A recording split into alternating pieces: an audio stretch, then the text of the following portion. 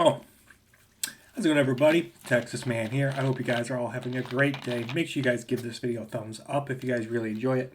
Subscribe if you guys have not already. Also, do me the biggest favor of all, hit the bell notification button so you guys do not miss out on future videos or streams here on the channel. You guys would also make sure to head over to Twitch, follow me there at Douglas447. Try to stream there at least once a week. You guys can also find me on Discord at 6957. And as always, we're going to be talking positives and negatives, talking about the brand new Marvel Cinematic Universe film, Black Panther 2 / Black Panther Wakanda Forever. I want to let you guys know in advance, I'm sorry if my voice sounds funky. I'm dealing with a slight cold at the moment. But I want to get this review out to you guys as soon as possible.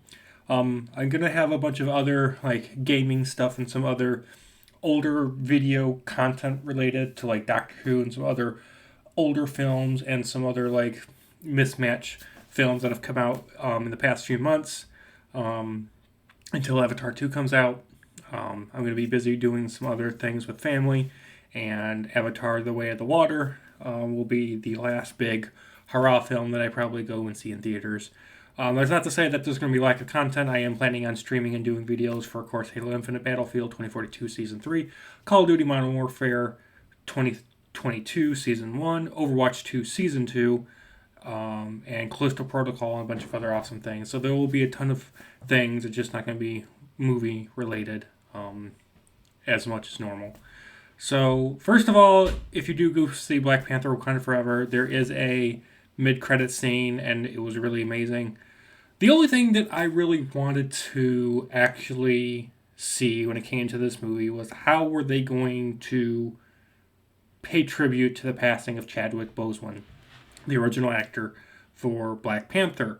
They had the script basically ready and set to go after Avengers Endgame, and so all they had to do was shoot the movie, and this film should have come out, a year or two ago. But with Chadwick Boseman passing away, it kind of complicated things, and so things had to be reshuffled around, and a new script had to be written. Does this film honor and give good tribute to the passing of Chadwick Boseman? Yes, it does. Unfortunately, that is all this film really does well at.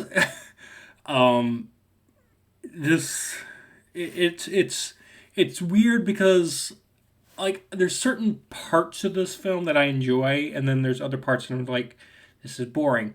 The best way to compare this, and I know this is a terrible comparison, but this is what comes to mind immediately right now, is comparing Black Panther Wakanda Forever to Transformers Revenge of the Fallen. There's an opening scene, there's a mid scene, and then there's the conclusion scene of Transformers Revenge of the Fallen that's really great, whether that's emotion, action sequences. Black Panther Wakanda Forever has the exact same thing. The opening scene is really emotional. There's a really cool battle in the middle, and at the very end it's very emotional, and there's a battle, and then there's more emotion. Black Panther Wakanda Forever has that. But in between those three parts, it's a lot of slow burn. They have so much that they're trying to accomplish in this movie. This movie is almost 3 hours long. This movie is about 2 hours and 40 minutes. And the credits don't run that long. So it's weird. The pacing is off. The film constantly is trying to focus on all of the characters from Black Panther from 5-6 years ago. It's also trying to deal with the events of Avengers Endgame, and it's also trying to somehow be a part of MCU Phase 4. It's also trying to be the last film of Phase 4, and it's also trying to set up the events for MCU Phase 5, which is weird because I thought Ant-Man Quantum Realm was supposed to do that, or Quantumania. It's trying to be a sequel. It's trying to be an honoring of Chadwick Boseman passing away. It's trying to pass the torch to the sister character of Shuri. And then we're dealing with the not Atlantis ripoff DC villain. There's so much that this film is trying to accomplish in 2 hours and 40 minutes. And the only thing it accomplishes is boring you. There are some funny gigs. There's some funny moments. The comedy's not overdone. I'm happy that the comedy in this movie for the most part, worked. The comedy in here worked, unlike Thor: Love and Thunder. Like, if you hated Thor: Love and Thunder because it was nothing but a gag reel for almost 2 hours, you will love this movie. Because at least they understand in Black Panther that when something needs to be serious, it's serious. When it's supposed to be a lighter tone type of moment, it's lighter toned. When it's supposed to be an action sequence, it's an action sequence. When it's an emotional moment, it's an emotional moment. The problem is that they never linger long enough for you to be able to care. The acting is amazing. The visuals are amazing. Let's talk about Ironheart. I don't buy that she's supposed to be this 19-year-old, really intelligent person that's at a university, and she's created her own supercomputer. She built her own car when she was 3, and she has the suit that can fly and shoot plasma. Sound familiar? Yeah, it's the female version of Tony Stark, but somehow she's more intelligent because she was able to build her own car by herself at 3. She has her own Iron Man suit, and she's 19. Tony Stark didn't get to build his until, what, he was 30, 40? So she is, in half the time of her lifespan, more intelligent than Tony Stark. What? What? I'm sorry, but I don't believe that Ironheart is the new Iron Man. Now, I know they're going to try to sell that, and they're going to shove it down our gullets for Phase 5 and 6. Whatever. Not my Iron Man, and you're never going to convince me otherwise. I never cared about the villain. Namor, or however you want to pronounce it. I'm just going to call it Flying Birdman from Not Atlantis. I never cared about him. I didn't care about his tragic past, his backstory, why he was doing what he was doing, and his goals. Like, the fact that he just hates the surface world, I'm just like, okay, so instead of trying to find a peaceful solution, which is what everyone is trying to do in the entire film, you just want to go to war. Like, I'm sorry, but this Not Atlantis City, it's funny how they try to set up this Not Atlantis City. And don't ask me what the name is, because I honestly don't remember, and I really don't care. It starts with a T. That's all I remember. But this Not Atlantis City is supposed to somehow be a bigger threat to the surface world than Wakanda is. Because not only is this city underwater, it is so far down that you have to have a pressurized suit to be down there, or you have to be a member of the city to be able to breathe down there. So getting down there to attack the city is near nigh impossible unless you just send a gigantic fleet of submarines. But their technology doesn't make their city look technologically advanced. Like, at least with Wakanda, it looks technologically advanced to the rest of the planet. I mean, why do you think Thanos went to Wakanda in Infinity War? Like, there is a reason.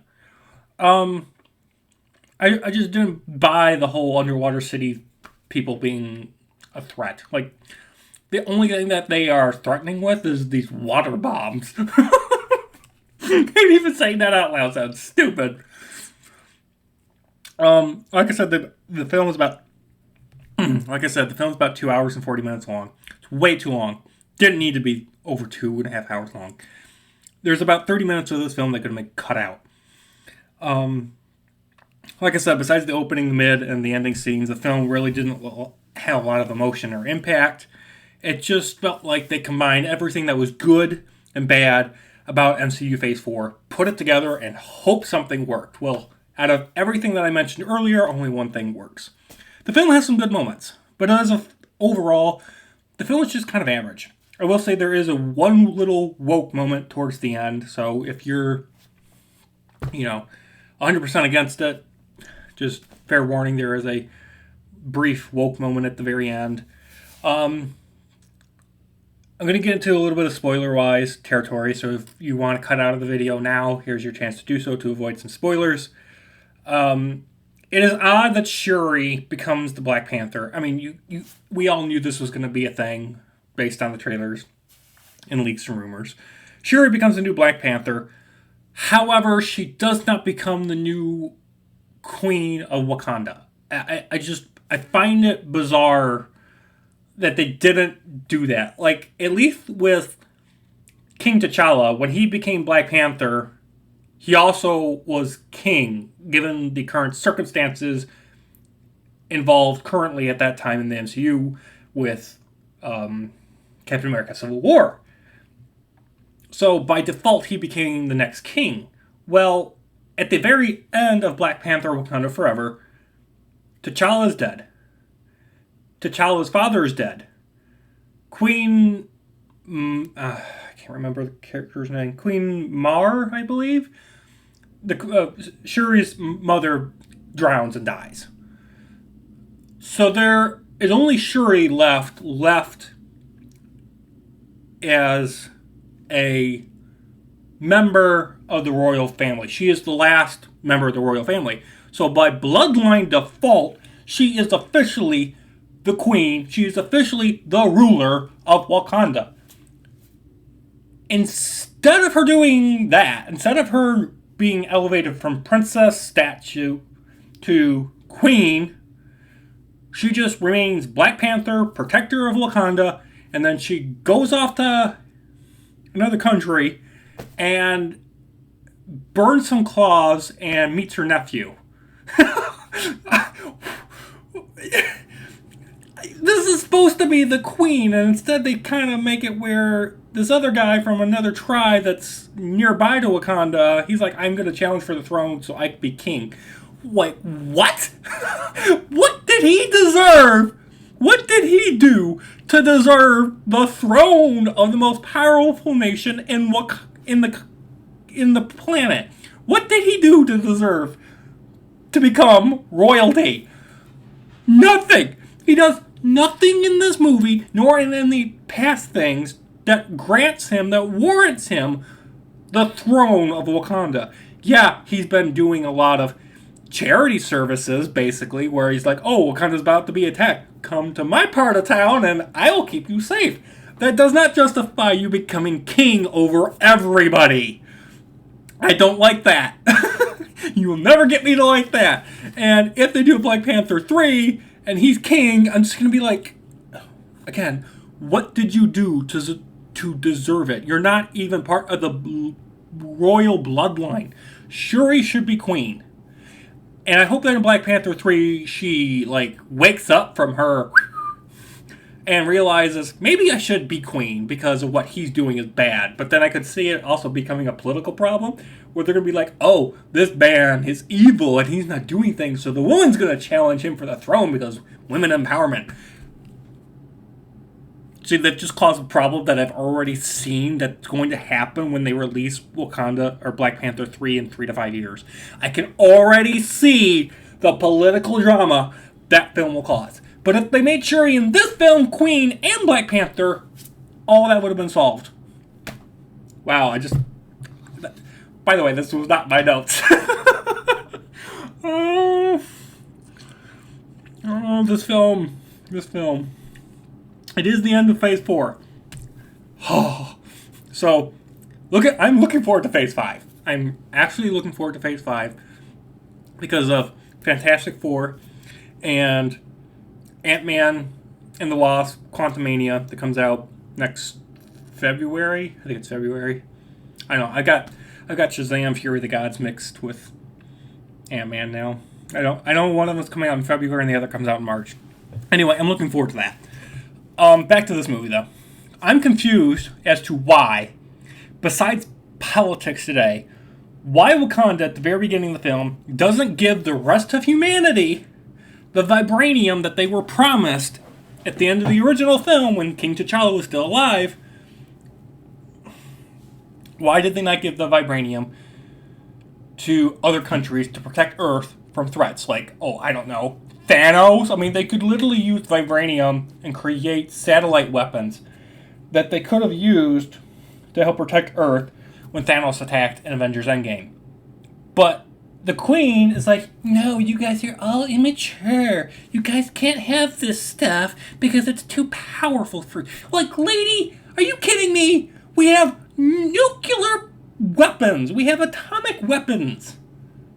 You're going to tell me that vibranium is more dangerous than a nuclear bomb? What? I just... I understand they're like, vibranium's not the problem, you are. And I'm like, I hated that whole lecture scene during the beginning part of the film where they're in the UN conference room. I hated that. And they make the French out to be bad guys. Like, what? It could have been any other country but France. Are you kidding me? Next thing, why is it that killing the scientist that made the vibranium... Killing the scientist that makes the vibranium detector, a.k.a. Ironheart, that doesn't matter. It doesn't matter. Like, even if they kill the scientist, because, for whatever reason, she didn't leave any diagrams for the vibranium detector that she built, which I think is stupid on her part as well, but, she's 19 and intelligent. Killing the Ironheart scientist lady doesn't make any sense. Because the whole point of killing the scientist is to make it so she can't create the vibranium detector. And without the vibranium detector, they cannot find not Atlantis, correct? Well, why do they need to build another vibranium detector to begin with to find not Atlantis? Because the boat would be charting a course. They would be reporting their actions and their position to whomever they're working for. So, the boat, even though it was attacked and might have been sunk or whatever by the non-Atlanteans, everybody on the planet, especially the people that hired the crew of the boat, would know where that boat was, meaning they know exactly where the vibranium is down in the ocean. So killing the scientist plot in this whole movie is meaningless. It is completely meaningless, and adds nothing to the film. Now, you might be thinking, my goodness, Texas Man, you are just bashing on this movie. I want to say I enjoyed it. If you can shut off your critic brain, if you can shut your mind off and watch this movie for what it was trying to do, it's enjoyable. But for me, I couldn't do that. I couldn't escape these little nitpicking problems that I could find along the way. And as the film went on, I kept finding more. And I couldn't let go of the ones that I had found in early on in the film.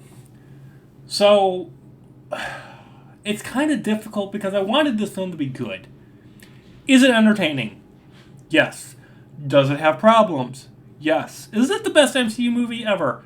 No. Is it better than the original Black Panther? Not in my opinion, no. Is it good to go see? Yes. Unfortunately, Black Panther Wakanda Forever just is another MCU Phase 4 movie.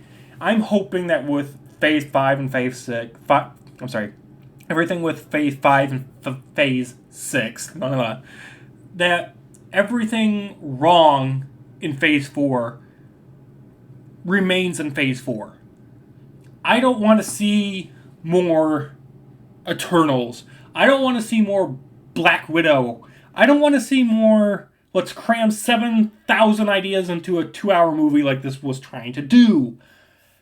I want the next set of phases to be good stories. Like Ant-Man and the Wasp 3 is what I'm going to call it. I want it to be a good sequel to not only the original 2 Ant-Man films, but to Avengers Endgame, and for it to be a good start point for the actual multiverse saga. Like, Phase 4 tried to set up the multiverse saga, but it failed on every aspect. Like, you can ask me anything that is important in Phase 4 right now as to what it does to the MCU, and my honest answer is nothing. So, I'm hoping Phase 5 and Phase 6 does well.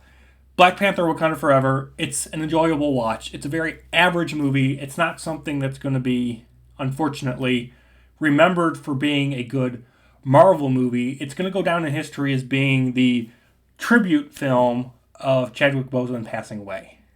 And that's all it really is. It excels at that, but nothing else. So with that, I'm going to give Black Panther Wakanda Forever a 7 out of 10.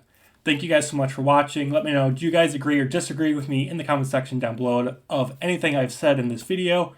Have you guys seen it? What are you guys' thoughts and opinions down below in the comment section down below? Let me know. And you guys have a great day. I'll see you guys on the next video or stream.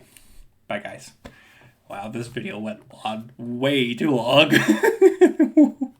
I was expecting this to be about 8 minutes. This is almost double. It's almost triple. All right.